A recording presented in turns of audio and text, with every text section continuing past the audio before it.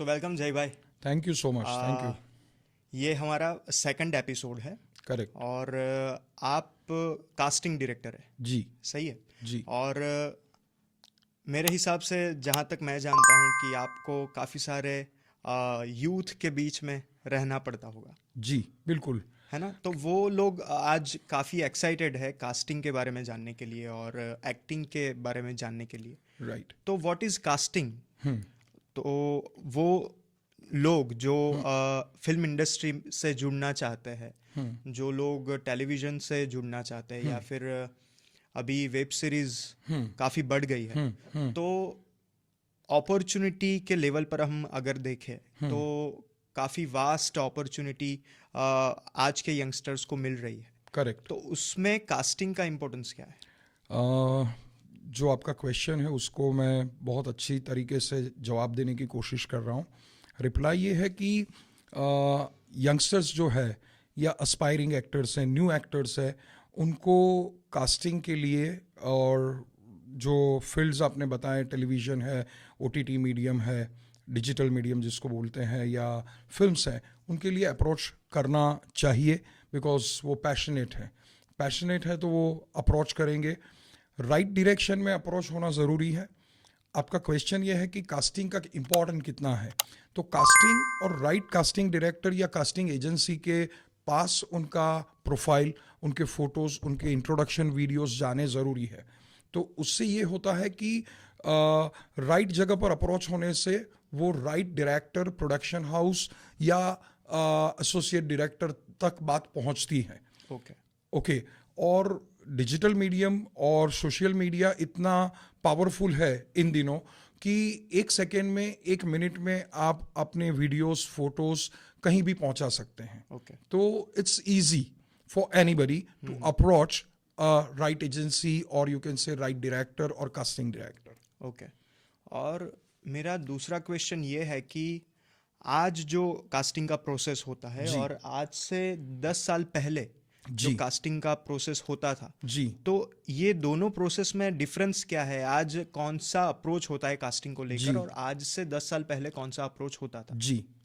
तो ये बहुत ही बढ़िया क्वेश्चन है और बहुत ही इम्पोर्टेंट है जो लोग सुन रहे हैं या देख रहे हैं इस चीज़ को, कि 10 साल पहले या 15 साल पहले की बात करते हैं तो तब सोशल मीडिया नहीं था, वीडियो इंस्टाग्राम नहीं था, फेसबुक नहीं था, कुछ भी नहीं था। तो वो करने के लिए या अप्रोच करने के लिए फिजिकली जाना पड़ता था। अब ये है कि आप वर्चुअली अप्रोच कर सकते हैं। एग्जैक्टली। आपके पास कांटेक्ट नहीं है, आप उनके ईमेल आईडी वेबसाइट्स पे होते हैं। जो भी कास्टिंग डायरेक्टर है, प्रोडक्शन हाउसेस हैं, वेल नोन प्रोडक्शन हाउसेस के वेबसाइट्स होते हैं, उनके इंस्टाग्राम हैंडल्स होते हैं, उनके फेसबुक पेजेस होते हैं। तो आप whichever way you want, you can approach nowadays। और पिछले अगर मैं 5 से 7 साल की बात करता हूँ तो ये बहुत ही ब्यूटीफुल हो गया है कि एक एक्टर अपने फोटोग्राफ्स, अपने इंट्रोडक्शन वीडियो और अपने ऑडिशन लिंक जो है वो इमीडिएटली शेयर कर सकता है। और बंदा जो कास्टिंग कर रहा है, कास्टिंग डायरेक्टर है, वो गुजरात में है, हैदराबाद में है, महाराष्ट्र में है, चेन्नई में है, साउथ में कहीं भी बैठा है, उसको 1 मिनट में वो चीज़ मिल जाएगी। वो लिंक खोल के देख लेगा और डिसीजन भी ले लेगा कि ये सही बंदा है या नहीं है, ये सूटेबल है रोल के लिए या नहीं है। ओके। उसका प्रोसेस फिर बाद में शुरू होता है। अब हम 10-15 साल पीछे की बात करते हैं तो वहाँ आपको फिजिकली जाना पड़ता था। जैसे एक आउटलाइन लोगों के दिमाग में है कि बॉलीवुड मतलब मुंबई। Yes. तो जो भी एक्टर्स रेडी होता था, अपने आप तैयार होता था, ट्रेनिंग ले लेता था, किसी इंस्टीट्यूट से पास आउट होता था, तो उसको मुंबई के चक्कर काटने पड़ते थे। और रीजनल कंटेंट तब उतना पावरफुल नहीं था। आज आप देखेंगे तो महाराष्ट्र में महाराष्ट्र के कंटेंट, मराठी, गुजरात में गुजराती कंटेंट, बंगाल में बंगाली कंटेंट, असम में असमी कंटेंट, ये सारे रीजनल कंटेंट भी बहुत ब्यूटीफुली काम कर रहे हैं अपनी जगह पर। इन दिनों। यस। वो तभी भी होता था, तब उतना नहीं होता था। तो मेन स्ट्रीम के लिए लोग अप्रोच करने के लिए मुंबई के धक्के खाते थे। फिर उनको एक फिजिकल पोर्टफोलियो बनाना पड़ता था। और मैं अगर 10 साल पहले की बात करता हूं तो वो 50,000 से लेके 1.5 लाख 2 लाख तक पोर्टफोलियो एक्टर्स के बनते थे। तो उसमें 10-15 फोटोज, उसके डिफरेंट पॉजेस, डिफरेंट कॉस्ट्यूम्स में एक्टर कैसा दिखता है, उसकी लुक क्या है, क्लोजअप्स क्या है, वो सारी चीजें एक फिजिकल एल्बम, एक पोर्टफोलियो के रूप में तैयार होती थी। और उनका एक बायोडेटा होता था, बाकायदा प्रिंटआउट्स लोग लेते हुए देखे हैं। जैसे और मैं आज खुद, जॉब करने कोई जाता है हाँ तो जी, रेज्यूम होता है, हाँ सीवी रेज्यूम होता ही है, होता है, वैसे ही ये पोर्टफोलियो पोर्टफोलियो होता हुआ होगा। करता था। उनका फिजिकल एक बायोडेटा हुआ करता था और वो लेकर के वो लोग जाते थे, अप्रोच करते थे। आप वो देख लो कि महेश भट्ट साहब के तब जो प्रोडक्शन हाउस थे उसमें जाते थे लोग, यशराज में जाते थे, जो भी नोन है, तो कहीं से ढूंढ ढांड के अपना एड्रेस पता करके मुंबई के धक्के खाते थे। या कहीं पे कास्टिंग एजेंसी या डायरेक्टर XYZ सिटी में जाकर के एक ऑडिशन, ओपन ऑडिशन प्लान करते थे, तो वहां भी लोग फिजिकल जाते थे। और वो एक जॉब, तभी भी कास्टिंग होता था, तभी भी प्रोडक्शंस बनते थे, पर वो टाइम टेकिंग जॉब था। आज सोशल मीडिया की वाइब्रेंसी और डिजिटल मीडियम के हिसाब से ये बहुत ही इजी हो गया है, बहुत ही यूजर फ्रेंडली हो गया है। और आप इमीडिएटली आपकी बात, आपके पिक्चर्स, आपके वीडियोस पहुंचा सकते हैं थ्रू व्हाट्सएप, थ्रू ईमेल। कोई लिंक है उसके ऊपर आप अपलोड कर देते हैं, या उसे आप भेज देते हैं फेसबुक मैसेंजर के जरिए। कैसे भी लोग हमें अप्रोच करते हैं तो हमें पता है कि उनको जहां से There are कांटेक्ट so मिलता many है, ways available. एग्जैक्टली। तो जो सारे तरीके हैं वो लोग अब अख्तियार कर रहे हैं, उसको यूटिलाइज कर रहे हैं और अपनी बात को, अपनी चीज को पहुंचा रहे हैं। ओके। तो इजी हो गया है। मतलब ये 10-15 साल पहले अगर आप देखेंगे तो डिफिकल्ट था, फिजिकल भागा दौड़ी का था और थोड़ा टायरिंग था। और अगर आप मुंबई गए, 4 ऑडिशन दिया, एक में भी सिलेक्शन नहीं हुआ, आपको ट्रेन पकड़ के आपके होम टाउन वापस जाना पड़ता था। तो लोग थक जाते थे और फ्रस्ट्रेट हो जाते थे और कभी कभी गिव अप भी कर देते थे। एग्जैक्टली। तो ये होता था। और किसी का ये है कि गया, फिजिकली मिला, वहां रहने के लिए बोल दिया और तुरंत क्लिक हो गया, या वो सुटेबल है कैरेक्टर के लिए, तो सिलेक्शन हो भी जाता था। पर it was a physical job, physical thing. अब ये वर्चुअल हो चुका है, डिजिटल हो चुका है, तो इट्स इजी। और अगर आप में कुछ बात होगी तो वो सामने से यस आपको call होगा। इमीडिएटली जो भी कास्टिंग एजेंसीज है, बहुत सारी कास्टिंग एजेंसीज है। मैं लीडिंग टॉप 5 कास्टिंग कंपनी की बात करता हूँ, या एजेंसी की, जो इंडिया में काम करती है, पैन इंडिया काम करती है। तो वो लोग आपके ऑडिशंस को रजिस्टर करते हैं, तुरंत ही देख लेते हैं, जो एसोसिएट डायरेक्टर है या डायरेक्टर तक आपकी बात पहुंचा देते हैं। और अगर सिलेक्शन हुआ है तो आपको इमीडिएटली कॉल भी आ जाता है कि भाई आप शॉर्टलिस्टेड है, अब आगे का प्रोसेस शुरू करते हैं। ओके। जैसे पहले पोर्टफोलियो ज़्यादा अहमियत रखता था जी और आज मैंने काफ़ी इंटरव्यूज़ देखे कि वो लोग ऐसा कहते हैं कि सिर्फ कुछ हेडशॉट्स आपको देने हैं या फिर front profile, side profile, left and right profile. Correct. तो उससे वो लोग पता लगा लेते हैं कि ये बंदा हमारे लिए कैरेक्टर में फिट है या नहीं है। ठीक है। अब ऐसा नहीं है कि आपको पोर्टफोलियो खिंचवाना है या फिर पोर्टफोलियो में स्टाइलिश अलग अलग कपड़ों के साथ आपको फोटो खिंचवाने हैं, ऐसा नहीं है। ये सही है क्या? या बिल्कुल सही है ये बात, क्योंकि जिसे आपकी लैंग्वेज, आपने जो क्वेश्चन पूछा उसको मैं थोड़ा सिंप्लीफाइड करता हूँ। अभी ये जरूरी हो गया है कि एक्टर का एक इंट्रो वीडियो चाहिए, which is less than 1 minute. So he can send it through Instagram, WhatsApp और ईमेल के थ्रू, लिंक के जरिए वो भेज सकते हैं। तो इंट्रोडक्टरी वीडियो में उसे अपना नाम, एज, हाइट, वेट, उसका फ़ोन नंबर, कितनी लैंग्वेजेस वो जानता है या जानती है वो, और उसकी एक्सपीरियंस अगर है तो वो इतनी चीज़ें उसे बतानी है। तो ये इंट्रो वीडियो आपके, अभी तो सबके पास स्मार्टफोन है, आईफोन है, एंड्रॉयड है, तो उसके ज़रिए वो खुद अपना इंट्रो वीडियो शूट करते हैं और वो भेजते हैं। तो इंट्रो वीडियो एक रिक्वायर्ड है, बेसिक और फर्स्ट एंड मोस्ट रिक्वायर्ड है कि आपका इंट्रो वीडियो। तो उसमें पता चल जाता है कि बंदा कैसा दिखता है, उसकी हाइट क्या है, उसका कलर टेक्सचर क्या है, वो सूटेबल है कि नहीं। प्लस वो जब बोल रहा है इंट्रोडक्शन वीडियो तो उसमें उसकी खुद की आवाज़ आ जाती है, Exactly. तो वो आवाज़ का भी थोड़ा पता चल जाता है कि उसकी क्लैरिटी क्या है, डिक्शन क्या है, वॉइस क्या है। और 3 फोटोग्राफ्स जिसको हेडशॉट्स कहते हैं, हेडशॉट्स मतलब यहाँ तक के फोटोज ही उनको चाहिए अभी। 3 फोटोज, आप फ्रंट है, साइड फेस है, लेफ्ट राइट है, जो भी है, 3 बेस्ट हेडशॉट्स, 1 इंट्रो वीडियो और 1 पेजर बायो। ओके, तो उसका एक 1 पेजर बायो रेडी बायो होना। में मेंशन, बायो में क्या-क्या चीजें मेंशन होंगी? यही चीज है जो Okay. आपने इंट्रोडक्शन में बोली है। 1 पेजर बायो में थोड़ा उसको एलोबरेट कर सकते हैं क्योंकि वो रिटन मटेरियल है। तो उसमें आपका 2 फोटोज आ जाते हैं प्रिंटेड, जो प्रिंट है 1 पेजर बायो की, या 1 पेजर जो डिजिटल कॉपी आपने बनाई उसमें 2 फोटोज आ जाते हैं। उसमें एक फुल लेंथ है, एक हेडशॉट है। उसमें आपका नेम, एज, आप कौन से टाउन में रहते हैं, हाइट, वेट क्या है, आप एक ही जगह पर रह के काम करना चाहते हैं। फॉर एग्जांपल गुजरात के लोग हैं तो वो चाहेंगे कि गुजरात में ही मुझे काम करना है, आई कांट ट्रैवल, मेरा एक जॉब भी है। या ये आप लिख सकते हैं या बोल सकते हैं इंट्रो वीडियो में कि मेरा होम टाउन XYZ है लेकिन I can travel anywhere for a shooting if I am going to select or somebody selects me. तो इस तरह से ये पूरा प्रोसीजर है। तो 3 हेडशॉट्स चाहिए डिफरेंट पॉजेस में, किसी भी कॉस्ट्यूम में है, जिसमें क्लोज आ जाता है और आपके लुक आ जाते हैं लेफ्ट राइट कैसे आप देख रहे हैं। तो 3 headshots and intro video. So intro video के अंदर भी आप खुद बोल रहे हैं कि hi I am so and so, my height is this, weight is this, my phone number is this, I know language this and this, and this are my profiles. तो फिर वो प्रोफाइल दिखाते हैं वीडियो में, left profile, right profile, ये video हमें neutral expression के साथ करना होता है या फिर विद स्माइल करना होता है, या फिर आप कैसे भी कर सकते हैं। न्यूट्रल एक्सप्रेशंस हैं या बिल्कुल आप फ्लैट कर रहे हैं तो अच्छा है, कोई इश्यू नहीं है। आप थोड़ा मुस्कुरा के फ्रेंडली लेवल पे करते हैं तो भी कोई इश्यू नहीं है, कोई प्रॉब्लम नहीं है। वो एक्टर की अपनी, आर्टिस्ट की अपनी एबिलिटी के ऊपर है कि वो किस तरह से तैयार कर रहा है। ओके। और जिसने कभी ये सारी चीजें की ही नहीं है, हाँ जी, और वो इसके लिए कैसे प्रिपेयर करे? हाँ।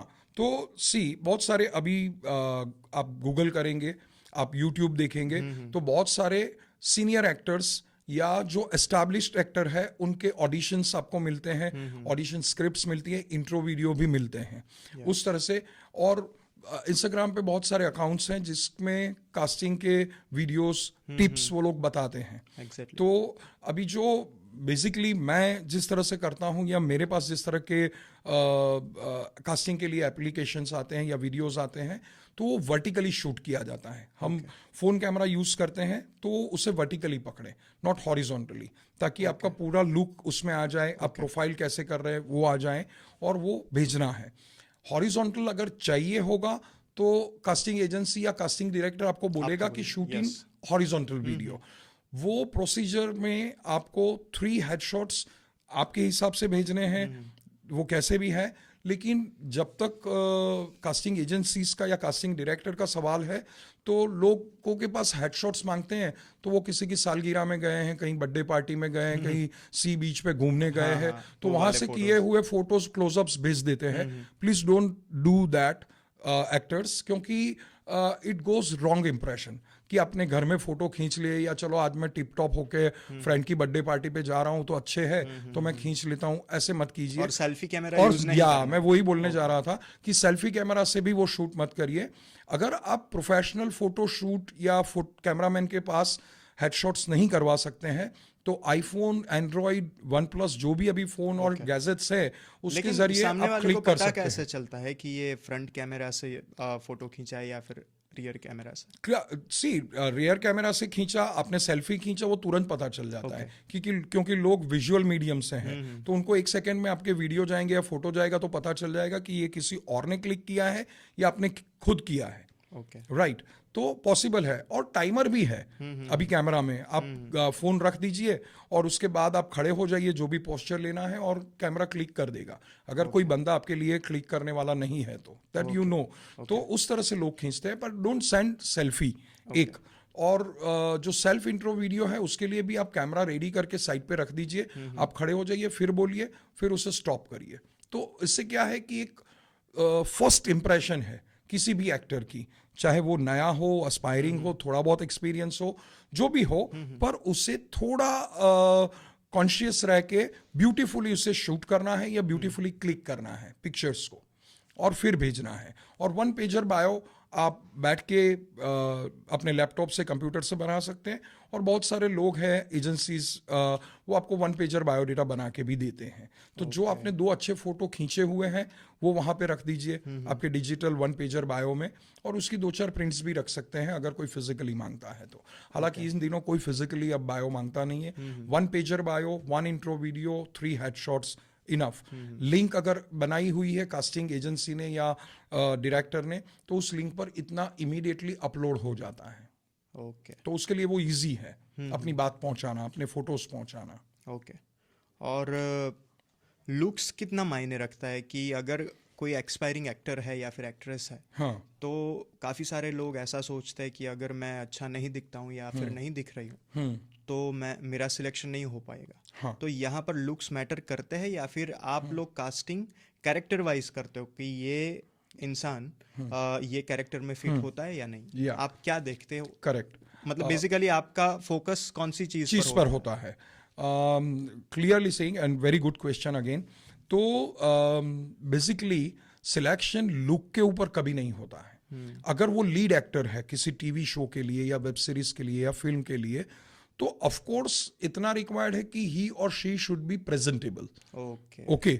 फिर कैरेक्टर रोल्स, सेकेंडरी रोल्स आते हैं जिसमें और अगर लीड भी सिलेक्शन कर रहे हैं आप, तो बहुत सारे मॉडल्स हैं, वो हमें भेजते हैं पोर्टफोलियो, अपने फोटोज पर। वो एक्टिंग के मामले में उतने पावरफुल नहीं होते हैं या उन्होंने ट्रेनिंग नहीं ली होती है। तो सिर्फ अच्छा दिखना जरूरी नहीं है, आपके पास वो एक्टिंग का हुनर, एक्टिंग के क्राफ्ट स्किल्स होने जरूरी हैं, राइट? तो उस हिसाब से सिलेक्शन होता है प्राइमरी और सेकेंडरी और टर्शरी सभी एक्टर के लिए कि सिचुएशन क्या है, आप किस चीज के लिए कास्टिंग कर रहे हैं। कि कोर्ट रूम ड्रामा है तो कोर्ट में लोग बैठे हुए हैं, 5-6 लोगों के डायलॉग्स हैं, लेकिन बाकी के लोग विजुअली दिख रहे हैं, आपके स्क्रीन पर है, तो किस तरह के लोगों को सिलेक्ट करना चाहिए। तो उस हिसाब से जो भी primary, secondary and tertiary segment है, उस तरह से ही उसका कास्टिंग होता है। लुक मायने रखती है, पर इट इज नॉट नेसेसरी कि आपकी लुक ठीक ठाक है या एवरेज है, पर आप बहुत ही बढ़िया एक्टर है तो आपका कास्टिंग हो जाएगा। तो इट्स नॉट नेसेसरी कि आप 6 पैक एब वाले होने चाहिए, आप हैंडसम होने चाहिए और गुड लुकिंग होने चाहिए। ये क्राइटेरिया नहीं है कि लोगों के दिमाग में है कि गोरा चिट्टा होगा तो उसका कास्टिंग हो जाएगा, हाइट होगी तो हो जाएगा। ऐसा कुछ भी नहीं है। जो भी सिलेक्शन होता है वो कैरेक्टर के बेस पे होता है, चाहे वो लीड हो, सेकेंडरी, उनके क्राफ्ट्स के ऊपर होता है। सॉरी, उनके हुनर और उनका टैलेंट जो है वो तुरंत दिखता है। हाँ। उनकी कॉन्शियसनेस कितनी है वो तुरंत दिखती है। उनके इंट्रो वीडियो से ही पता चल जाता है कि हाउ ही और शी इज कॉन्फिडेंट। एग्जैक्टली, वो कितना पावरफुली और पैशनेटली उसने बनाया है। तो आपका जो फर्स्ट इंप्रेशन है, फर्स्ट इंट्रोडक्शन है, उससे पता चल जाता है। फिर सेकेंड चीज आती है कि आप फोटोग्राफ्स देखेंगे क्लोज जूम करके कि भाई क्या एक्सप्रेसिव फेस है, आंखें है, ठीक से देख रहा है, लुक कैसी है, वो क्लोजअप से पता चल जाता है। और फिर जो उसने 1 पेजर बायो भेजा है, अगर वो न्यू है, जस्ट एंटर हो रहा है इंडस्ट्री में या फर्स्ट अप्रोच है, तो वो लिखा हुआ होता है। और कभी कभी ऐसे है कि आप बहुत ही टैलेंटेड है, एक भी ब्रेक नहीं मिला है, तो अगर आपकी लुक, आपके अपीयरेंस फिट करते हैं उस कैरेक्टर को, किरदार को, तो फर्स्ट अटेम्प्ट में भी आपका सिलेक्शन हो जाता है। और एक्सपीरियंस बनाने के लिए भी उनको थोड़ा 10, 15, 20 जगह पर अप्रोच करना पड़ेगा, अपने बायोस भेजने पड़ेंगे, इंट्रो वीडियोस भेजने पड़ेंगे, ऐसा है। ओके। और कैमरा एक्टिंग और थिएटर एक्टिंग में फ़र्क क्या है? और उसको जो लोग एक्टिंग करना चाहते हैं वो लोग उसे कैसे अप्रोच करें? जब थिएटर में एक्टिंग कर रहे हैं तो कौन सी चीज़ों का ध्यान रखना चाहिए, और जब कैमरा के सामने एक्टिंग कर रहे हैं तब कौन सी चीज़ें ध्यान रखनी चाहिए? जी, 2 चीज़ें। मैं पहले थिएटर के बारे में बताता हूँ, क्योंकि I have studied in theatre. Films के वर्कशॉप्स और फिल्म मेकिंग वर्कशॉप्स में मैं बाद में आया, शॉर्ट फिल्म्स बनाने के बाद। But I have done theatre for 2 decades, 20 year तक मैंने थिएटर किया है। और संजना कपूर पृथ्वी थिएटर से लेके NSD के TI का एक सेगमेंट, वो सारा मैंने वर्कशॉप्स वगैरह किया है। और थिएटर मेरे खुद के शोज भी मैंने किए हैं। तो थिएटर थोड़ा लार्जर देन लाइफ वाला मामला है। वहां पर लाउडर एक्टिंग होती है, एग्जैक्टली है ना? क्योंकि थिएटर में स्टेज यहाँ है, आपके सामने लाइव ऑडियंस बैठी है। सो आपका स्टेज है, उसके 10 और 15 फीट के बाद ऑडियंस की फर्स्ट रो है और लास्ट रो तो काफी दूर है। तो आपको थोड़ा एग्जैजरेटेड होकर के थोड़ा लार्जर देन लाइफ और लाउड बोलना पड़ता है, लाउड और एक्सप्रेसिव ज्यादा रहना पड़ता है। और हाथ पैर जो आप हिला रहे हैं, आपके जेस्चर्स पोस्चर्स आप बदल रहे हैं, वो थोड़े ऑटोमेटिकली लाउड होते हैं, क्योंकि वहां आपको ट्रेनिंग या जो सीखना है वो यही सिखाया जाता है कि आपकी लास्ट रो में बैठे हुए ऑडियंस को आपके एक्सप्रेशंस, आपके पोस्चर्स, जेस्चर्स दिखने चाहिए और आपकी आवाज ऑडिबल होनी चाहिए। जो लास्ट रो में ऑडियंस बैठा है या बालकनी में बैठा है, वो आपकी आवाज को क्लियरली सुन सके और आपको देख सके। तो उस तरह से वो एक्टर तैयार होता है। 5 शो 10 शो में उसे आइडिया आ जाता है कि मुझे क्या करना है, तो वो उस हिसाब से करता है। अब यही एक्टर को या थिएटर सीखे हुए और प्रैक्टिशनर को, थिएटर प्रैक्टिशनर को अगर फिल्म के लिए अप्रोच करना है या वहां ऑडिशंस देने हैं, तो वहां बिल्कुल मामला सटल हो जाता है। क्योंकि कोई भी सिनेमैटिक बात आती है, कैमरे की बात आती है, तो वहां पर कैमरा 75% एक्टिंग करता है और आपको 25% एक्टिंग करनी है एज एन एक्टर। तो वो 25 भी मैं ज्यादा बोल रहा हूं एक्टर के साइड से।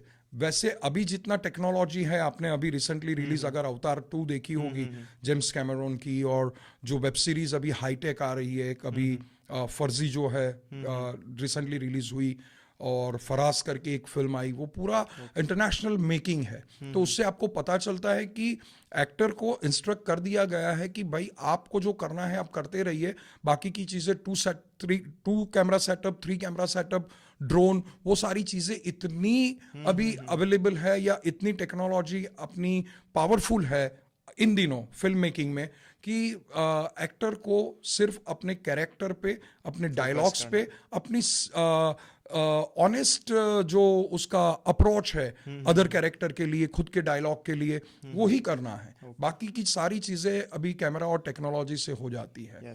जैसे अभी वोकल में आपको सिर्फ एक्सप्रेशन वाला गाना चाहिए, लेकिन बाकी सुर तो हम ऑटो ट्यून से कर लेते हैं। तो रिकॉर्डिंग स्टूडियो में, जैसे मैंने फिल्म की बोली, वैसे आपके रिकॉर्डिंग स्टूडियो में, साउंड रिकॉर्डिंग स्टूडियो में ये बहुत सारी टेक्निक्स अवेलेबल है। तो ये साइंस जितना और टेक्नोलॉजी जितना प्रोग्रेस कर रहा है, उसके साथ साथ ये सारी चीजें भी उतनी ही बदलती जा रही है, प्रो होती जा रही है। तो अपना जो मुद्दा था कि थिएटर और फिल्म के एक्टिंग में फर्क क्या है, तो थिएटर में थोड़ा लाउडनेस, लार्जर देन लाइफ करना पड़ता है, क्योंकि आपको लाइव ऑडियंस को फेस करना है और लार्जर ऑडियंस को फेस करना है। मिनिमम अगर 100 लोग भी देख रहे हैं या 1000 लोग आपको देख रहे हैं, तो आपको उस तरह से अपने आप को प्रेजेंट करना पड़ता है। थिएटर का जो डायरेक्टर है वो इस चीजों का ध्यान रखता है कि उसका एक्टर किस तरह से प्लेस हो रहा है, उसको स्टेज मूवमेंट्स और उसके जो जेस्चर्स पोस्चर्स है वो किस तरह से बनाए जा रहे हैं, दिखाए जा रहे हैं। फिल्म में ये है कि आप जितना सटल रहेंगे, जितना नेचुरल रहेंगे, उतना ज्यादा आपको काम आएगा। टेलीविजन एक स्मॉल स्क्रीन है, जो आप बचपन से सुनते आ रहे हैं कि स्मॉल स्क्रीन बिग स्क्रीन। तो टेलीविजन में आप ज्यादा हाथ पैर ऐसे मार नहीं सकते हैं, क्योंकि एक फिक्स फ्रेम होती है आपकी जिसमें टाइट क्लोज लगा है, तो आप ज्यादा से ज्यादा इतने हाथ उठा सकते हैं या यहाँ ऐसा ऐसा कुछ कर सकते हैं। पर जो थिएटर में आप करते हैं वो यहाँ पॉसिबल नहीं है। हाँ, सर्टन सीन का रिक्वायरमेंट होता है या सर्टन एंगल का रिक्वायर्ड होता है, तब डीओपी या डायरेक्टर आपको बोलते हैं कि यहाँ थोड़ा हाथ फैला के, वाइड फ्रेम होता है, तब कि यहाँ बोलते हैं सर क्लोज लगा है, तो क्लोज में आपको पता है कि बिल्कुल टाइट क्लोज लगा है और मुझे यहीं से दिखाना है कि मैं दुखी हूँ, सुखी हूँ, शॉक्ड हूँ, सरप्राइज हूँ, क्या है वो यहीं से दिखाइए। और अगर लाइंस है तो एक एडेड एडवांटेज है कि उसको आप लाइंस को इसी तरह से बोलिए कि कैमरा आपके सामने है, बिल्कुल स्क्रीन पे आप बोल रहे हैं, आप यहाँ पे लाउड नहीं है, यहाँ 1000 लोग नहीं देख रहे हैं। तो ये फर्क है और ये बहुत बड़ा फर्क है। दोनों जगह पर एक्टिंग का एलिमेंट सेम है, थिएटर में और फिल्म्स में, स्क्रीन पर एक्टिंग दोनों जो तरीके है, मॉड्यूल्स है, वो डिफरेंट है। जो एक्टर को over a period of time ये सीखना पड़ता है, अपने आप को ट्रेन करना पड़ता है। अगर थिएटर से आया है, अगर फिल्म इंस्टीट्यूट से आया है या FTII से आया है या फिल्म वर्कशॉप करके आया है एक्टिंग का, तो उसे पता है कि मुझे सटल रहना है। पर थिएटर एक्टर अगर अप्रोच करते हैं फिल्म्स के लिए, तो उन्हें थोड़ा कॉन्शियसली अपने आप को प्रेजेंट करना पड़ता है। लेकिन यहाँ पर मैं एक बात ऐड करना चाहता हूँ कि जी। जो भी लोग थिएटर से आए हैं, जी। जैसे नवाज भाई है, जी। पंकज जी। त्रिपाठी जी। और काफी सारे लोग हैं, और हाँ। मनोज बाजपेयी जी, जी। तो वो लोग थिएटर बैकग्राउंड से आए, जी। ठीक है, जी। लेकिन उनका टेलीविजन अप्रोच या फिर फिल्म में भी इन फ्रंट ऑफ कैमरा उनकी एक्टिंग जितनी सटल है, उतनी जो लोग डायरेक्ट टेलीविजन या फिर कैमरा के सामने एक्टिंग कर रहे थे या फिर अभी भी कर रहे हैं, मतलब उनका लेवल कुछ और ही है। तो मतलब आपका क्राफ्ट स्ट्रांग थिएटर में ही होता है। जी। या of course, see basic training तो थिएटर की है। ओके। और आपको मैं बता दूं, मतलब आप जिनको भी थिएटर जिन्होंने किया हुआ है वो जी। इन फ्रंट ऑफ कैमरा अच्छा ही करेंगे, ऐसा हम कह सकते हैं? बिल्कुल कह सकते, नहीं, individually I'll make it clear, I'll make it clear. आप सेम इंस्टीट्यूट से जहाँ से मैंने भी पास आउट किया है ड्रामेटिक्स में, नवाजुद्दीन सिद्दीकी मेरे बैचमेट हुआ करते थे। मैं एक बेंच पे उनके साथ बैठा हूँ और काफ़ी बात की है। ये काफ़ी पुरानी बात है, 91-92 की बात है। तो उनमें वो पहले से जज्बा था कि मुझे सिर्फ एक्टर बनना है और मुझे फिल्मों में एक्टिंग करनी है, थिएटर नहीं करना है। मनोज वाजपेयी सर, पंकज त्रिपाठी सर, नवाजुद्दीन, ये सारे जो एक्टर्स हैं वो थिएटर बैकग्राउंड से है। और भी मैं गिनाऊं, अनुपम खेर साहब है, नसीर जी है, नंदिता दास है, कल्की है, ये सारे जो एक्टर्स हैं वो थिएटर करके आए हैं और अभी भी थिएटर कर रहे हैं। नसीर साहब अभी भी थिएटर कर रहे हैं, नंदिता दास अभी भी थिएटर कर रही है, प्रतीक गांधी जो अपने गुजरात से है वो थिएटर करते थे, मोहनो मसालो उनका फेमस प्ले है। तो थिएटर बैकग्राउंड का एक्टर फिल्म में बहुत ही अच्छा कर सकता है क्योंकि वो ट्रू एक्टर है, क्योंकि वो और उसका वन टेक आर्टिस्ट है। वन टेक नहीं, टेक तो टेक्निकली होता है, अभी वन टेक वो दे देगा। और दूसरे जो फिल्म इंस्टीट्यूट से आए एक्टर हैं या जो स्टारडम को लेकर के आए हैं, उन एक्टरों को थोड़ी डिफिकल्टी होती है जब टेक देते हैं। पर थिएटर एक्टर ट्रेन्ड है, उसे एक्टिंग के क्राफ्ट्स पता है क्योंकि उसने 6-7 साल 10 साल थिएटर में दिए हैं, क्राफ्ट्स पे काम किया है, और फिर वो अप्रोच कर रहा है फिल्म्स के लिए। तो मनोज वाजपेयी सर की आपने बात की, पंकज त्रिपाठी सर की नवाज भाई की, तो ये लोग बहुत एक्सपीरियंस्ड है और उन्होंने अब फिल्मों में, वेब सीरीज में और स्क्रीन पर बहुत काम कर लिया है। तो उनको आप आधी रात को भी पूछोगे या 2 लाइंस दोगे तो वो बहुत ब्यूटीफुली, बहुत सटली और जितना जरूरी है उतना ही बोलेंगे। राइट। तो वो ट्रेनिंग, थिएटर की ट्रेनिंग आपको काम आती है, ऑफ कोर्स काम आती है। और थिएटर वाला बंदा बहुत जल्दी इजीली ऑडिशन क्रैक कर सकता है, अनलेस एंड अनटिल उसको फिल्म के क्राफ्ट्स, स्क्रीन के प्रेजेंस का पता होना चाहिए। तो वो थोड़ा क्राफ्ट्स क्या करते हैं, प्रैक्टिस में लेना है कि ये अभी मैं थिएटर कर रहा था, अब मैं सिनेमा कर रहा हूँ। और रजित कपूर करके एक डायरेक्टर है, एक्टर भी है, जो उन्होंने फिल्म भी किया है, थिएटर भी किया है, वो खुद लिखते भी हैं और प्लेस डायरेक्ट करते हैं। और मैं उनके ग्रुप में रिच थिएटर में काम कर चुका हूँ, उनके शोज भी ऑर्गेनाइज कर चुका हूँ। तो he worked in TV also, TV serials. He worked on web series like Rocket Boys, जो उनकी टीवी सीरीज थी, बहुत लॉन्ग बैक पास्ट की बात कर रहा हूँ। तो वहाँ भी वो उन्होंने अपना टैलेंट दिखाया, वेब सीरीज में भी दिखाया और काफ़ी फिल्मों में भी वो आते हैं, और आज के दिन में वो थिएटर भी करते हैं। तो ये एक ऐसा बंदा है जिसके एग्जाम्पल्स आपके सामने हैं कि वो स्विच करता है, जब वो थिएटर कर रहा है तो वो लाउड ब्यूटीफुल एक्ट करेगा, वो वेब सीरीज में है या टीवी शो पे है तो वो उस तरह से करेगा, और सिनेमा है तो वो उस तरह से करेगा। तो रजित कपूर जो है वो आप देखेंगे तो उनके ये तीनों मीडियम में बहुत ही अच्छे परफॉर्मेंसेस देखने को मिलेंगे। उन्होंने बेंचमार्क परफॉर्मेंसेस दिए हैं।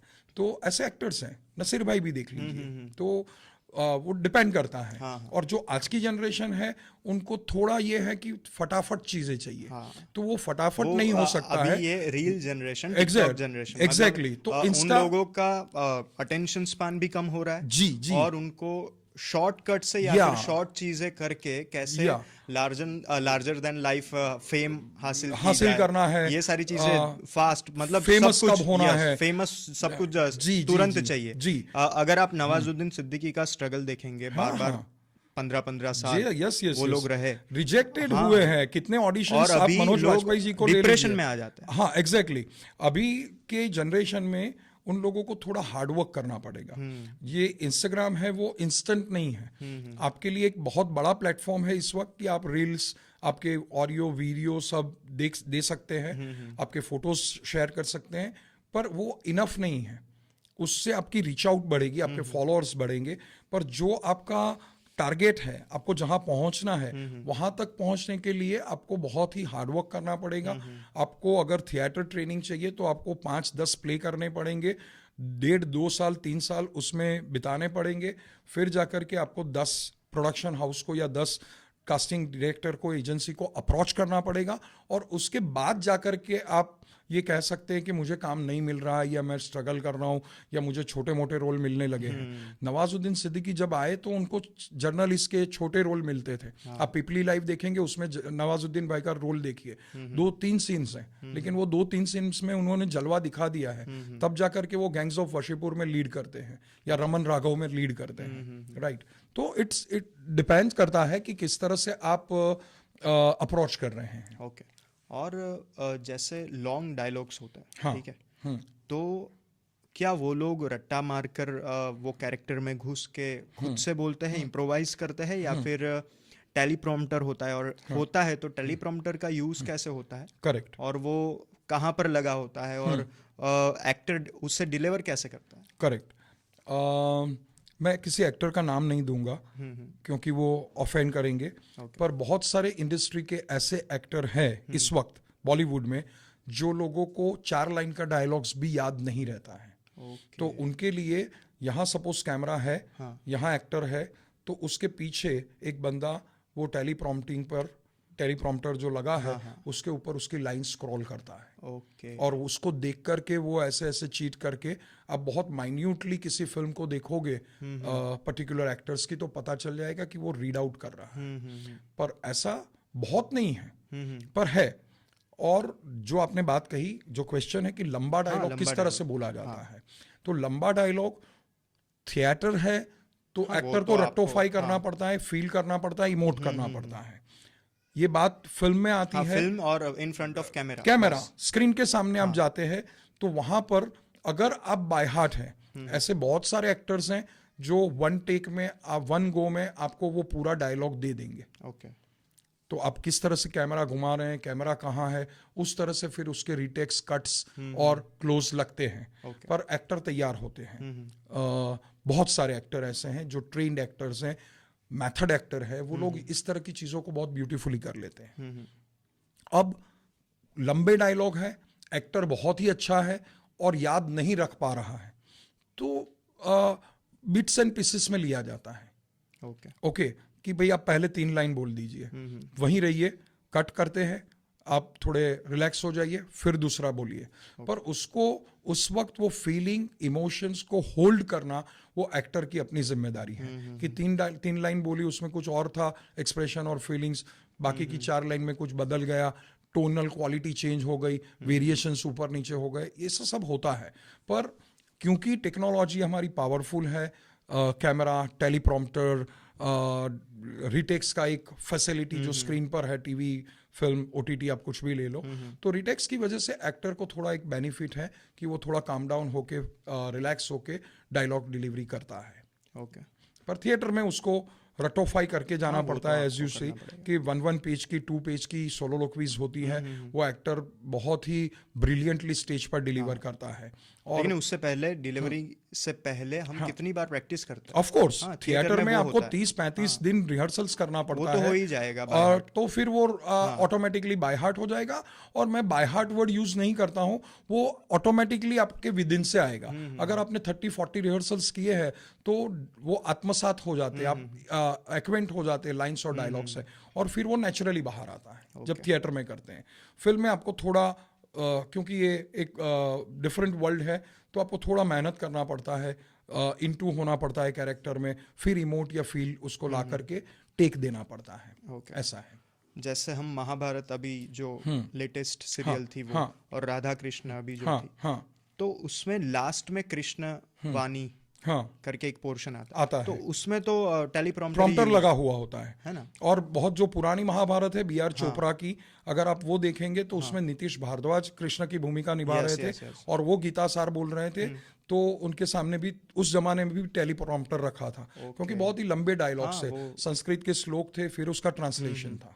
ओके तो ऐसा है। फिर समटाइम ऐसा होता है, ये टेलीप्रॉम्प्टर इसलिए ज़्यादा वोग में आया कि कभी साउथ इंडियन एक्टर हैं और वो हिंदी कर रहा है, यस या हिंदी एक्टर है और वो साउथ की कोई तमिल तेलुगु फिल्म कर रहा है, तो उसके लिए वो टेलीप्रॉम्प्टर ज़रूरी हो जाता है कि वो वहाँ देख के वो रेफरेंस लेकर के फिर बोले।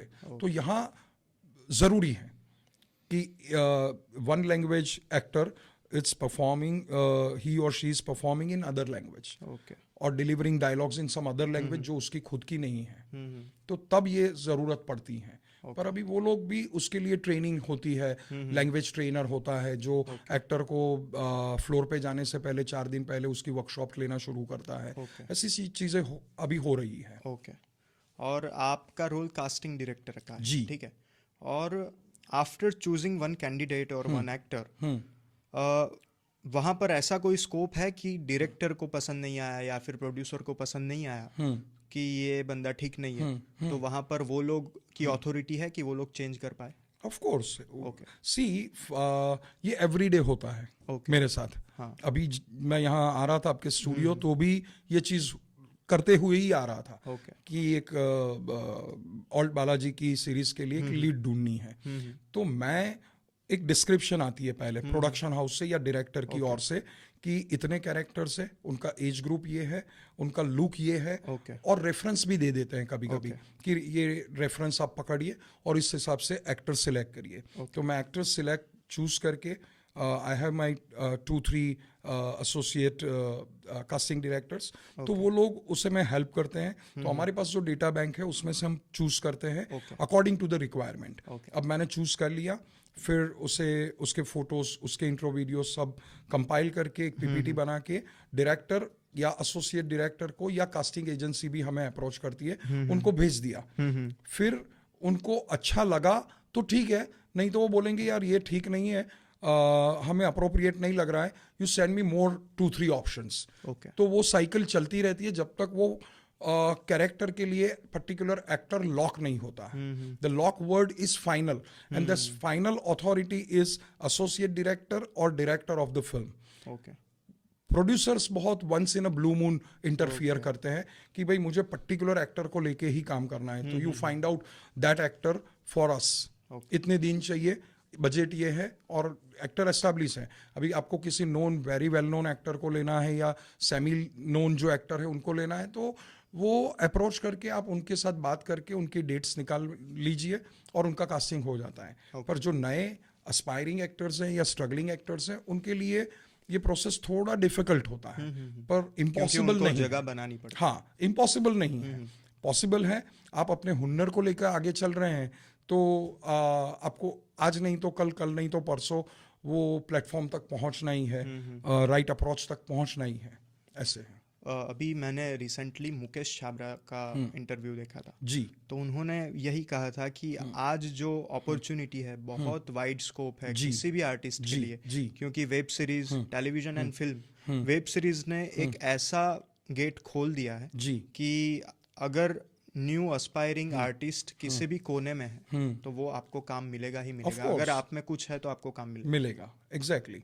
तो मुकेश छाबड़ा जी की आपने बात की, MCCC Mukesh Chhabra casting company, वो इंडिया की नंबर 1 कास्टिंग कंपनी है और जितने भी हिंदी और अब साउथ डिफरेंट लैंग्वेज के प्रोजेक्ट होते हैं वो मेजॉरिटी MCCC के पास से ही होते हैं और वो हमारी तरफ रूट करते हैं। या जो सिटी में शूट है, लखनऊ में है, हैदराबाद में है, चेन्नई में है, कश्मीर में है, स्टेट वाइज, स्टेट वाइज वैसे ही कैरेक्टर एक लिंक होते हैं। जी, तो लोकल फ्लेयर चाहिए, flavour suppose 2 lead actor final हो गए, भाई कृति सनन एंड कार्तिक आर्यन फिक्स है, पर उनके पीछे जो पूरा भरना है चीज़ों को या कैरेक्टर्स को लाना है, वो लोकल फ्लेयर चाहिए। तो वो लोकल फ्लेयर के लिए वो XYZ जो सिटी में काम करना है या स्टेट में काम करना है वहाँ अप्रोच करते हैं। आपका क्वेश्चन था कि उन्होंने बोला कि वो डिजिटल मीडियम की वजह से अभी दुनिया में कहीं भी कोई बैठा है वो अप्लाई कर सकता है। तो अभी कास्टिंग एजेंसीज की भी ऐप हो गई है। आप उस ऐप पर रिक्वायरमेंट्स होती है, वहाँ आप अपने फोटोज, इंट्रो वीडियो सब अपलोड कर दीजिए और सेंड कर दीजिए। If you are fit in, आपको अप्रोच किया जाता है, आपको कॉल आ जाता है। और ऑनेस्टली सारे जितने भी कास्टिंग डायरेक्टर हैं या कास्टिंग एजेंसीज हैं, वो जितना टेक्नोलॉजिकली हाई हो रहे हैं या एक्वेंट हो रहे हैं, उतना वो लोग एक्टर्स के लिए भी उसको फ्रेंडली बना रहे हैं, ताकि उसको दिक्कत ना हो, उसको डिफ़िकल्टी ना हो, और राइट जगह पर उसका बायो, राइट जगह पर उसका फोटोज पहुँचे। ओके तो इस तरह की एजेंसीज और डायरेक्टर्स एक लिंक है बिटवीन द प्रोडक्शन हाउस और director and the casting. Okay, जो आज हमारा एपिसोड देख रहे हैं, हाँ, और जो छोटे बच्चे मतलब हाँ, टीनेजर्स, हाँ, तो और एस्पायरिंग एक्टर्स, तो उन लोगों को आप क्या मैसेज देना चाहेंगे कि एक्टिंग फील्ड में या फिर फिल्म इंडस्ट्री में एंटर करने से पहले आपको कौन सी चीज़ें must to do and must not to do, कि ये सारी चीज़ों पर आपको फोकस करना है और ये सारी चीज़ें नहीं करनी है। जी, काफ़ी सारे टीनेजर्स ऐसे होते हैं कि घर बार छोड़कर, सब कुछ छोड़कर सिर्फ एक्टिंग करनी है और मुंबई चले जाते हैं। हाँ, तो उनके लिए आपकी क्या एडवाइस है? हाँ, तो again it's a very good and बहुत टाइमली क्वेश्चन है ये, क्योंकि बहुत सारे लोग कंफ्यूज होते हैं कि किस तरह से जाए, किस तरह से काम किया जाए। तो जो टीनेजर्स है या बिल्कुल नए एक्टर्स है और जिन्होंने मन में ठान लिया है कि मुझे एक्टिंग के फील्ड में जाना है, तो वो अपना बोरिया बिस्तरा लेके, जैसे आपने कहा, कि मुंबई चले जाते हैं या कहीं पे घर छोड़ देते हैं इन शॉर्ट। तो मेरी पर्सनल एडवाइस ये है कि उनको अभी घर छोड़ने की ज़रूरत नहीं है। एक बैठ के अपने आईपैड से, अपने मोबाइल से वो लोग सारी चीज़ें इतनी एक्सेसिबल है कि किसी भी कास्टिंग एजेंसी को या डायरेक्टर को अप्रोच कर सकते हैं। फिल्म प्रोडक्शन हाउसेस की वेबसाइट है, उसके ऊपर भी रीच आउट कर सकते हैं। अब उनको क्या नहीं करना है, तो एक कि बहुत सारे इस फील्ड में, जो फील्ड की हम डिस्कशन कर रहे हैं, ये पॉडकास्ट पे है, तो इस सेगमेंट में 5 to 8% फेक और फ्रॉड लोग भी हैं। Okay, I am telling you frankly and openly on this podcast की वो लोग आपको एक फॉर्म भेजेंगे कि आप ये फॉर्म भर दीजिए, हम आपको 6 महीने में 4 कास्टिंग कॉल भेजेंगे और इसकी फ़ी 3500 रुपये है, 5000 रुपये है, डिपेंड। तो वो लालाहित हो जाता है नया व्यक्ति कि अरे मैं 3500 रुपये भरूंगा, मेरे को 4 कास्टिंग कॉल मिल जाएंगे और 4 में से मैं एक में तो ऑडिशन दे के थ्रू हो जाऊंगा और मैं मुंबई की फ़्लाइट पकड़ूंगा। तो ये डिफ़िकल्ट है, और इस तरह के लोग हैं जिसकी वजह से जिनका जो एग्जिस्टेंस है उसको लेकर के चौकन्ना रहना चाहिए। और बहुत सारे लोग मुझे, मतलब आप ये कहना चाह रहे हैं कि कास्टिंग के लिए आपको, मतलब आर्टिस्ट को सामने से कुछ पे नहीं करना होता? बिल्कुल नहीं करना होता है। मैं उसी बात पे जा रहा हूँ कि आपने अगर किसी चीज़ को इंस्टाग्राम पे, फेसबुक पे या गूगल पे देखा जो आपके पास पैसे मांग रहा है, मैं तो बोलता हूँ 1 रुपया भी मांग रहा है, तो वो गलत है। जो ऑनेस्ट कास्टिंग एजेंसी है या जेन्युइन कास्टिंग डायरेक्टर है, वो बिना 1 रुपये लिए आपका कास्टिंग करेगा if you are fit in for the role, चाहे वो रोल प्राइमरी हो, सेकेंडरी हो, टर्शरी हो। तो उनको ये ध्यान रखना है कि वो कहीं गलत एजेंसी या गलत डायरेक्टर, जो इस तरह के लोग हैं, उसके झांसे में ना आए। क्योंकि बहुत सारी ऐसी अट्रैक्टिव चीज़ें इंस्टाग्राम पर घूमती रहती है कि आपको तुरंत बॉलीवुड की टिकट दे देंगे, तो वो चीज़ बिल्कुल बेकार है, फेक है, फ्रॉड है। मैं मुंह पर बोल रहा हूँ, और बहुत सारे एक्टर इसमें ट्रैप भी हुए हैं। उन्होंने मुझे कॉल किए हैं और बहुत मुश्किल से उनको मैंने उस चीज़ से छुड़ाया है। तो और दूसरा चीज़, जब तक आपको अपने आप पर भरोसा ना हो, जिनका अप्रोच कर रहे हैं या जिस एजेंसी या डायरेक्टर का आपको भरोसा ना हो, तब तक आपकी कोई भी पर्सनल चीज़, आपका कॉन्टैक्ट नंबर, फोटोग्राफ्स, वीडियोस, उससे शेयर ना करें। राइट, उसका मिसयूज हो सकता बिल्कुल बिल्कुल बिल्कुल होता है और हुआ भी है। Okay. तो वो मिसयूज होता है, और उन लोगों का तरीका या जो मोटिव है वो डिफरेंट होता है। Okay. तो इसलिए आपको चौकन्ना रहना है कि किसी गलत एजेंसी या गलत कास्टिंग डायरेक्टर के हाथ में ना पड़े। अगर वो कोई चीज़ आती है, तो अभी एक बहुत सोशल मीडिया वाइब्रेंट होने की वजह से एक चीज़ है, फैक्ट चेक। तो आप फैक्ट चेक करिए, Yes. आपके सीनियर से, आपके जूनियर से। आप उस चीज़ को गूगल पे डालेंगे तो आपको पता चलेगा कि कास्टिंग एजेंसी का नाम है, डायरेक्टर का नाम है, लेकिन कुछ एग्जिस्ट ही नहीं कर रहा है, उसने कुछ किया ही नहीं है, तो वो क्या आपको हेल्प करेगा? तो उसका मोटिव कुछ डिफरेंट होता है। We don't want to discuss that, but उनको चौकन्ना रहना है कि किसी गलत जगह पर गलत डायरेक्टर, गलत कास्टिंग डायरेक्टर या एजेंसी के पास अपने फोटोज, वीडियो या कोई भी पर्सनल इंफॉर्मेशन ना भेजे। दूसरी बात, अभी यूपीआई का ज़माना है, तो कोई आपको बोलेंगे कि मैं फॉर्म भेज रहा हूँ, आप भर के उसको अपलोड कर दीजिए और 2,000 रुपये मुझे जीपे कर दीजिए। Yes. तो ये नॉनसेंस भी हो रहा है। तो उससे आपको चौकन्ना रहना है कि आपका यूपीआई आईडी या आपका गूगल पे या फ़ोन पे कुछ भी कहीं देना नहीं है। जो कास्टिंग एजेंसी या जो कास्टिंग डायरेक्टर है वो आपको आपके कास्ट होने पर खुद कॉल करेंगे, उसके बाद एक लुक टेस्ट होगा, उसके बाद आपका स्क्रीन टेस्ट होगा, उसके बाद आप फिट इन है, आपको कंफर्टेबल है, आपके डेट्स प्रोडक्शन हाउस के डेट्स के साथ सूट होते हैं, मैच होते हैं, तो आपके साथ एक एग्रीमेंट होगा और उसके बाद ही आपको काम मिलेगा। और उसके बाद आप बोर्ड पे जाएंगे, जिसको कहता है कि artist locked and on board. तो ऑन बोर्ड तब जाता है जब ये पूरे प्रोसेस से आप पास होते हैं। और ये बहुत ही अहमियत है, अहम है ये मुद्दा कि नए एक्टर्स को और एस्पायरिंग एक्टर्स को इन चीज़ का ध्यान रखना चाहिए। और कुछ भी भेजने से पहले, शेयर करने से पहले 2 बार फैक्ट चेक कर लेना चाहिए। उसका पास्ट रिकॉर्ड, उसका कुछ वेबसाइट है, इंस्टाग्राम अकाउंट है, फेसबुक पर पेज है, व्हाटएवर, जिस तरीके से आप चेक करना चाहते हैं, डू फैक्ट चेक फर्स्ट और फिर जाकर के आप फाइंड आउट करिए, उसका डिटेल लीजिए और अप्रोच कीजिए। ओके, अभी अगर बात निकली है तो मैं ये बात ऐड करना चाहूँगा कि कास्टिंग काउच होता है क्या होते थे एक जमाने में, अभी होते होंगे वो शायद 2-3% है, और ये बहुत हायर लेवल पे होते हैं। ओके, अभी आप एक लोकल रीजनल लेवल पर देखेंगे तो everybody right from the film maker to actor are trying hard to set his or her position in the industry. So according to me, everybody is struggling from his or her end. तो एक director है, वो peach करने के लिए, नए OTTs पे जाने के लिए अपने आप को स्ट्रॉन्ग और अप्रोचेबल बना रहा है। प्रोड्यूसर है, वो अच्छे प्रोजेक्ट फैच करने के लिए, अच्छी स्क्रिप्ट पाने के लिए मेहनत कर रहे हैं। एक्टर्स हैं, टेक्नीशियंस हैं, वो अच्छे प्रोजेक्ट्स के साथ जुड़ना चाहते हैं, अच्छे प्रोडक्शंस, अच्छे लेबल के साथ काम करना चाहते हैं। मतलब अभी स्कोप कम हो गए बहुत। वो जो हुआ करता था या आपने कहीं सुना पड़ा होगा या देखा होगा, वो अब बहुत ही मिनिमल लेवल पे है, और अगर है तो वो बहुत हायर लेवल पे है। अभी आप कोई लीड एक्ट्रेस को या लीड एक्टर को चूज कर रहे हैं, वो लेवल पे ऐसी बात होती है, पर I think it is completely diluted now.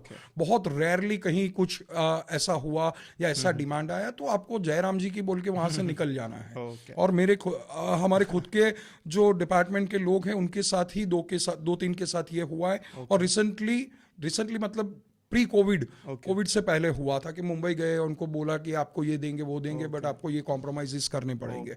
तो वहां उन्होंने स्टॉप करके लक्ष्मण रेखा ड्रॉ करके वापस आ गए। तो कहीं संभल जाते हैं, पर ये बहुत रेयर है और बहुत हायर लेवल पे है। वो एटलीस्ट हमारी जो लोकल इंडस्ट्री है उसको इतना नहीं छू रहा है। Touch wood and for God से कि अच्छा लोग काम कर रहे हैं, अच्छे फील्ड के लिए, अपने अपने रिस्पेक्टिव लाइंस के लिए लोग बहुत हार्ड वर्क कर रहे हैं। और आप जब किसी भी आर्टिस्ट को आप कास्ट करते हैं जी, तो आप उसका बैकग्राउंड देखते हैं कि ये इसने NST से पास आउट किया हुआ है या फिर FTII से है या फिर MS यूनिवर्सिटी से है जी, या फिर उस कैंडिडेट में कितना पोटेंशियल है, वही आप चेक कर? नहीं, 2 चीज़ें हैं इसमें। अभी जो एक्टर्स हैं या जो आप जनरेशन की बात कर रहे हैं, वो जनरेशन के एक्टर्स मेरे खुद के डेटा बैंक में 6 लोग हैं जो विजलिंग वुड से आए हैं। विजलिंग would say Anupam Kher academy से आए हैं। ऑफ कोर्स अपने ड्रामा डिपार्टमेंट MSU से आए हैं। कुछ NSD एक्टर्स हैं।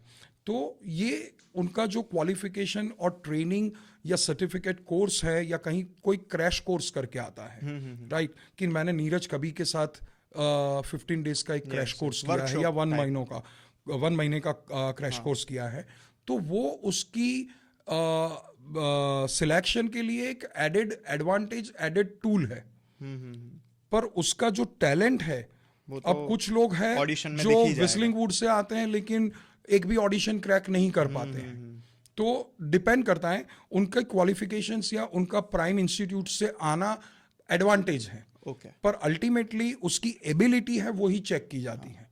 अगर वो कहीं से पास आउट नहीं है, कहीं भी उसने एक्टिंग का सर्टिफिकेट या गोल्ड मेडल या कुछ नहीं लिया लेकिन है, प्रेजेंटली वो डिलीवर कर पा रहा है, अरे तो गजब करते हैं लोग, बिल्कुल आप नहीं मानेंगे। 12th पास लड़का या 10th फेल लड़की भी बहुत अच्छी एक्टर होती हैं, और हमने कास्ट किए हैं। और कभी तो ये हुआ है कि हम सेकेंडरी या टर्सरी एक्टर को या जूनियर्स को कास्ट करते हैं, उसमें से भी एक स्पार्क मिल जाता है कि 2-4 डायलॉग बोलने वाले अच्छे एक्टर्स मिल जाते हैं, वो थरोली इन्वॉल्व होते हैं और डिलीवर कर देते हैं। तो आपका जो एजुकेशन है इस फील्ड का, वो आपका एडेड एडवांटेज है, बट आपकी टैलेंट, आपका हुनर, आपके क्राफ्ट्स तुरंत दिखते हैं और आपकी एबिलिटी के हिसाब से कास्टिंग होता है। ये ऑडियो विजुअल का इम्पैक्ट यूथ के माइंड पर, उनकी कॉन्शियसनेस पर कैसे होता है? ऑडियो विजुअल मीडियम का इम्पैक्ट इस वक्त इस जनरेशन के ऊपर एक्सट्रीम है, बहुत है। जैसे आप इंस्टा रील की अभी बात कर रहे थे, वो एंडलेस है। आप इंस्टाग्राम खोलेंगे, एक रील देखना शुरू करेंगे तो 1 लाख रील आएगी, फिर भी वो चलता ही रहेगा, इट्स अ रोलिंग। तो वो बहुत बड़ा इम्पैक्ट लोगों के ऊपर है। फिर कुछ लोग छोटा मोटा 1-2 वो फैशन या मॉडलिंग का असाइनमेंट ले लेते हैं और फिर वो अप्रोच करते हैं कि मुझे अब एक्टर बनना है। तो वो ओवरनाइट पॉसिबल नहीं होता है उनके लिए, और एक ट्रेनिंग ज़रूरी है। या अगर वो बॉर्न एक्टर है तो भी उसको वो क्राफ्ट सीखने पड़ते हैं कि मुझे ऑडिशन बनाना है, मुझे फोटोग्राफ्स क्लिक करने हैं, मुझे अपने जो डायलॉग्स भेजे हैं उसके लिए ऑडिशंस तैयार करने हैं। तो वो ट्रेनिंग बाकायदा रिक्वायर्ड है। और ऐसे बहुत सारे लोग हैं जो मॉडलिंग के फील्ड में अच्छा काम करने के बाद फिल्म इंडस्ट्री में या विजुअल मीडियम में भी बहुत अच्छा काम कर रहे हैं इस वक्त, और आ रहे हैं अभी भी नए जनरेशंस। तो डिपेंड करता है कि उनका अप्रोच क्या है, किस डायरेक्शन में वो लोग अपने आप को ले जाना चाहते हैं, वो है। बट बीइंग एन आर्टिस्ट एक रिस्पॉन्सिबिलिटी है कि आर्टिस्ट को कलाकार कहते हैं, कलाकार यानी कल को आकार देने वाला। तो हम ऐसा आर्ट, ऐसी कला डिलीवर करें कि आने वाली जनरेशन को वो एज अ गाइडेंस या फिर उनको इंस्पायर कर पाए। ऐसे रिस्पॉन्सिबिलिटी होनी चाहिए एक आर्टिस्ट में, या फिर नहीं होनी चाहिए? नहीं, बिल्कुल होनी चाहिए। आर्टिस्ट है वो सोसाइटी का बहुत बड़ा अभिन्न अंग है, ये मैं बताता हूँ। चाहे वो छोटा आर्टिस्ट हो, बड़ा आर्टिस्ट हो। एक आर्ट की हमने बात नहीं की, थिएटर की और फिल्म्स की नुक्कड़ नाटक। एक नुक्कड़ नाटक है, स्ट्रीट प्ले, जो गुजरात में उतने नहीं देखे जाते हैं। पर if you go to MP, any Jabalpur आप जाएंगे, भोपाल जाएंगे, तो वहाँ पर स्ट्रीट प्ले नुक्कड़ नाटक की मंडली है, टीम्स है। आप बंगाल में जाएंगे, सोशल कॉज पर करते हैं। या एग्जैक्टली। तो बंगाल में जाएंगे, आप मुंबई में जाएंगे, दिल्ली में जाएंगे, तो वहाँ पर अस्मिता थिएटर जैसे बहुत बड़े इंस्टीट्यूट्स हैं, ऑर्गेनाइजेशन से, जो बहुत सारे स्ट्रीट प्लेस पूरे साल भर करते हैं। और अगर कुछ इश्यू आया सोसाइटी लेवल पे या कंट्री लेवल पे, तो उसके ऊपर immediately within no time वो लोग अपना स्ट्रीट प्ले रेडी कर लेते हैं। तो आर्टिस्ट जो है वो बहुत ही रिस्पॉन्सिबल पर्सन है और बहुत रिस्पेक्टिव पर्सन है, रिस्पेक्टिव फील्ड का आदमी है, ये कहा जाता है, माना जाता है, और वो उसी तरह से एक्ट करता है और करना चाहिए उसे। क्योंकि हमारी अपनी एक रिस्पॉन्सिबिलिटी है कि हम एक कंस्ट्रक्टिव फील्ड से आते हैं, एक क्रिएटिव फील्ड से आते हैं। जैसे आपने कहा कि ये कल का कलाकार है, कलाकार कल को आकार देने वाला है। तो ये जनरेशन नेक्स्ट जो है, उनके हाथ में अब फील्ड जाने वाला है। आप देखेंगे अभी जितने भी फिल्म मेकर्स हैं, डिजिटल कंटेंट बनाने वाले हैं, बहुत यंग है। 28-30 साल के, 35 साल के लोग हैं जो पूरी फिल्म बनाते हैं, पूरी वेब सीरीज बनाते हैं, 10-10 एपिसोड की, 8-8 एपिसोड की फिल्म मेकर्स हैं। तो अमिताभ जी 80+ है, लेकिन उसको डायरेक्ट करने वाला 30 का है। तो यू कैन सी कि एक सीनियर एक्टर बॉलीवुड का 30 ईयर यंग डायरेक्टर को सरेंडर होता है कि आप बताइए कैसे करना है। Exactly.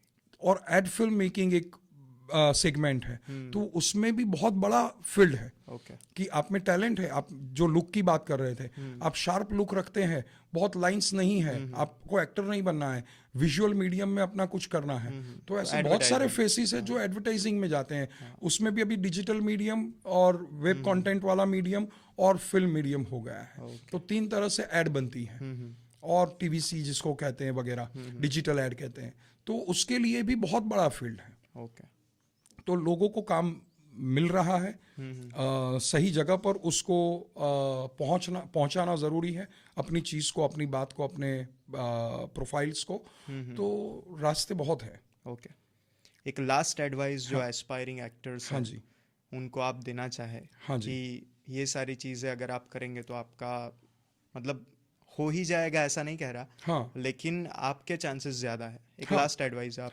नहीं, बिल्कुल उनके लिए प्रॉपरली बात करते हैं, क्योंकि मैं कास्टिंग डायरेक्टर के साथ एक्टिंग ट्रेनर भी हूँ, मेरा एक्टिंग स्टूडियो भी चलता है, तो कंटिन्यूअस लोग इस तरह से मिलते हैं और यंगस्टर्स काफ़ी आते हैं, एज यू सेड। तो मेरा कहने का मतलब ये है कि उन लोगों को एडवाइस तो मैं नहीं कहूँगा, एक सजेशन दे रहा हूँ कि ओवरनाइट आपके प्लेटर पे कुछ नहीं आएगा। बिल्कुल आप दिमाग और दिल से गांठ बांध लीजिए कि ओवरनाइट कुछ भी आना नहीं है, पर जो अगर आप पैशनेट है फील्ड के लिए, एक्टिंग फील्ड के लिए, विजुअल मीडियम के लिए, तो आपको बहुत मेहनत करना पड़ेगा। मेहनत करने के लिए आपके पास सबसे इजी और चिपेस्ट टूल क्या है, तो आपका सोशल मीडिया है। इंस्टाग्राम, फेसबुक, ट्विटर, जो भी आप यूज़ करते हैं, उसके ज़रिए आप अपने short videos, 1 minute dialogue, 1 minute का आपका प्रेजेंटेशन, 1 मिनट की रील, जो भी है वो बना के की पोस्टिंग। ओके क्योंकि ये इतना बड़ा चेन है कि कभी ना कभी, कहीं ना कहीं किसी के नज़र में ये आता है, और आप उसकी लिंक डायरेक्ट आपके प्रोफाइल की लिंक अभी भेज सकते हैं कि ये मेरा इंस्टाग्राम है, मैंने 10 ऑडिशन ऑलरेडी बनाए हुए हैं, you check and let me know क्या कर सकते हैं। और आजकल हम देखते हैं कि इंडिविजुअल जो क्रिएटर है, हाँ। अगर वो फेमस है तो उनको सामने से फिल्म वाले अप्रोच करते हैं और उनको चांस देते जी जी, उसी पे आ रहा हूँ। सबसे बड़ी जो अभी 2022 की एक फिल्म हिट हुई, जो कनाडा फिल्म थी, और उसने वर्ल्ड वाइड पूरा, कांतारा की मैं बात कर रहा हूँ, कि हंगामा मचा दिया, या ये कहिए कि भूचाल आ गया इंडस्ट्री में कि ये क्या हो गया भाई, वर्ड टू माउथ से फिल्म चल पड़ी। उसकी जो हीरोइन है, एक्ट्रेस लीड, सप्तमी गौड़ा, उसको ऋषभ शेट्टी ने इंस्टाग्राम से कास्ट किया है। ओके तो उसको वो एक टिपिकल देहाती लुक वाली लड़की चाहिए थी, जो कम बोले, एक्सप्रेसिव ज्यादा हो। So he was one day he was scrolling कि यार कोई अच्छा फेस, फ्रेश फेस मिल जाए, और सप्तमी गौड़ा पे आंख टिकी और उसका सिलेक्शन वहां से हुआ। सप्तमी गौड़ा कहीं से वो एक्टिंग ट्रेनिंग वगैरह या इंस्टीट्यूट से बिलोंग नहीं करती थी। फिर एक वर्कशॉप हुआ, फिर उनका फिल्म में अपीयरेंस आपने देखा, और आपको पता है कि किस तरह से उन्होंने किया। तो समटाइम इट क्लिक्स, आप क्या कर रहे हैं, आपके कंटेंट क्या है, आप कितने शार्प है, कितने आप वोग में है, जो चीजें चल रही है, जो ट्रेंडिंग है, उसके साथ आप कितने कदम मिला के चल रहे हैं। तो कीप डूइंग द स्टफ जो चल रहा है सोशल मीडिया पे, जो ट्रेंडिंग है, या आप खुद अपना ट्रेंड सेट करिए। If you are extremely talented, if you are sharp, if you are very use to with the social media and all gadgets, you do it, you create your content, you create your idea and throw. वो आराम से लोगों के नजर में आएगा, viral होगा, और वो भी एक जरिया है पहुंचने का या अपनी चीज को पहुंचाने का। बट अगर ये होने के बावजूद भी आपको स्ट्रगल करनी है, सो कीप ऑन डूइंग। एक दिन आपको अच्छा चांस मिलने वाला है। एक बार आप राइट जगह पर पहुंचेंगे। तो आज की जो जनरेशन की आप बात कर रहे हैं सजेशंस की, तो वो ये है कि you have to have to do hard work. आप थिएटर करिए, और जब तक फिल्म्स नहीं मिलती कैसे होगा वो पता चलेगा। एग्जैक्टली। तो आप थिएटर करिए, थिएटर के शोज करिए, थिएटर के फेस्टिवल्स में पार्टिसिपेट करिए। आप जो भी सिटी में है, जो भी गांव में है, कहीं भी स्टेट में है, आप फाइंड आउट करिए कि वहाँ कहाँ नाटक हो रहे हैं। क्योंकि नाटक एक ऐसा इमीडिएट जरिया है कि वहाँ आप अपने एक्टिंग स्किल्स पर, शार्प या क्राफ्ट्स पे काम करना शुरू कर सकते हैं। दूसरा ये है कि अगर आप एफोर्ड कर सकते हैं, अफोर्डेबल आपको लगता है फीस, इंस्टीट्यूट ज्वाइन करिए, वहाँ पर आप जुड़े रहिए, काम करते रहिए। अगर आप हाई स्कूल्स में हैं, कॉलेजेस में, तो कॉलेजेस में फेस्टिवल्स होते हैं, यूथ फेस्टिवल्स होते हैं, उसमें पार्टिसिपेट करिए। आप उसमें स्किट बनाइए, स्ट्रीट प्ले बनाइए, एक नाटक तैयार कीजिए, शॉर्ट, वन एक्ट, ऐसा कुछ मोनोलॉग्स कॉम्पिटिशन्स होते हैं, उसमें जाइए। तो इससे आपका क्राफ्ट्स बनना शुरू हो जाएगा, आपको कॉन्फिडेंस आता जाएगा, आप बाहर लोगों के साथ इंटरेक्ट करने के लिए रेडी होते जाएंगे, और फिर आप इंडस्ट्री में या कास्टिंग जो भी एजेंसीज हैं, डायरेक्टर्स हैं, उनको अप्रोच करिए। तो आपका इन दिनों पब्लिक में आना या अपनी हुनर को पब्लिसाइज करना इजी है, ऑन जस्ट फिंगर टिप।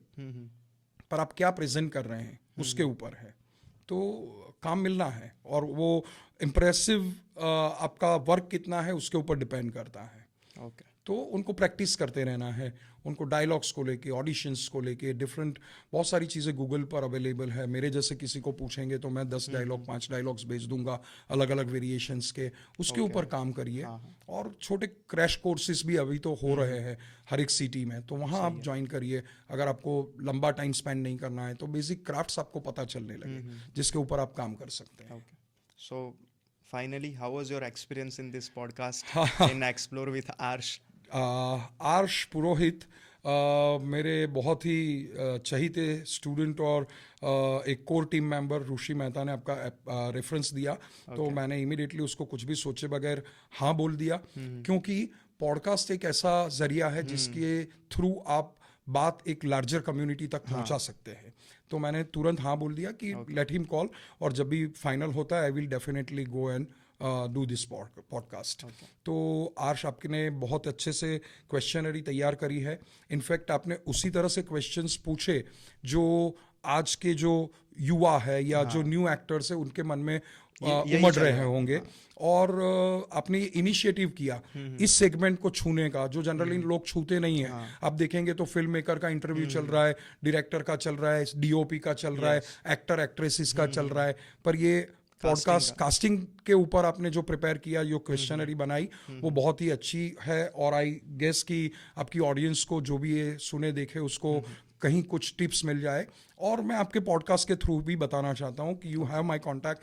अगर ये पॉडकास्ट के बाद भी किसी को एडवाइस चाहिए, सजेशंस चाहिए, आइडियाज चाहिए, they can always call me, meet me and interact, अगर वो विद इन सिटी है तो। इस तरह से, और मेरे लिए बहुत ही अच्छा एक्सपीरियंस रहा, क्योंकि बहुत सारे डायरेक्टर्स, कास्टिंग डायरेक्टर्स के साथ काम करने के बाद इन सारे एक्सपीरियंसेस को एक ऐसे व्यक्ति के साथ शेयर कर रहा हूँ या डिस्कस कर रहा हूँ जिन्होंने इतना अच्छा ग्राउंड वर्क किया है, क्वेश्चनरी तैयार करी है कि ये चीज़ें लोगों के मन में होती है या कन्फ्यूजन्स होते हैं, तो उसको किस तरह से क्लियर किया जाए। तो ये चीज़ है। Okay, so thank you so much जय भाई, थैंक यू। आप ये पॉडकास्ट के लिए रेडी हुए। Thank you so much. और ये मैसेज को यूथ तक पहुंचाने के लिए कि जो भी एस्पायरिंग एक्टर्स है, जो भी एस्पायरिंग आर्टिस्ट है, ये डेफिनेटली उनको हेल्पफुल रहेगा। Correct. And I wish all the best to you for your further podcast and to these aspiring and new actors, कि आप बहुत अच्छा करिए और कुछ हासिल करिए लाइफ में। Thank you.